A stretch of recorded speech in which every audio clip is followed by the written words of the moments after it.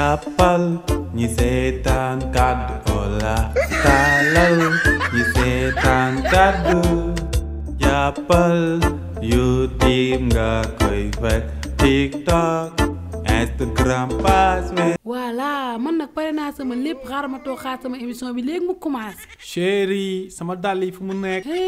sama lakkal bi yeewu na nag dàll yi mi ngi foofu si kaw rek ma teg. dégg naa la mais c'est pas méchant. chéri sama cravate bi anamu. cravate bi mi ngi foofu si kaw armoire bi ma teg. chéri ani kawas yi. dama ne kawas yi xoolal foofu si suufu laal bi moom ak dàll yaa ngi foofu. chéri foo teg sama montre bi. montre bi moom mi ngi foofu ma teg ci kaw frigo bi. chéri ma sol chemise bu rouge bi wala bu bële bi wala garaawul bàyyi ma sol bu bële bi. dama ne loo sol baax na man dama sonn si wax ji. bon chéri léegi gis nga maay génne sama bopp yére sañse sama bopp comme un grand te xoolal lu garaaw li ma sañse. waaw kay demal lekk te ñëw yow. non waxuma la maa ngi dem dama ne li ma sañse nga xool ko dafa garaaw. waaw dégg naa la demal ak jàmm te ñëw. moom nag seetaanul dof lay seetaan buy seetaan du sax déglu nit ñi luñ koy wax xaaral sax ma tooñ ko chéri sa tante Awa gaañu na. waaw caaw caaw. elle est folle celle-là quoi. chéri dàq nañ ma sama liggéey.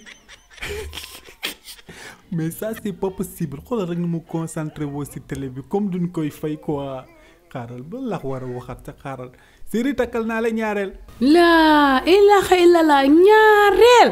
yow de yaay baadool ak lu mën a muñal lépp. non attends chéri damay foog. dama ne dimbali moo foo guddi foo bëccëg seen dëgg ngeen nekk baadoola ngeen yéen ñëpp a yam laa la wax. dama ni la maa ngi ni di jël sama bagage génn kër gi dem sama yoon ndax man wujjewu ma tey wujjewu ma ëllëg. te loolu yëpp day bëri li ngay wax ni yëpp ay problème la te man dama doon foo rek li ma déggul loolu pour man déggoo ma mais yéen moom ñaareel seen mémoire ngeen ko gravé waaw force ngeen koy dégg waaw ñaareel moom koo tudd ngeen dégg ko mais dama doon foo.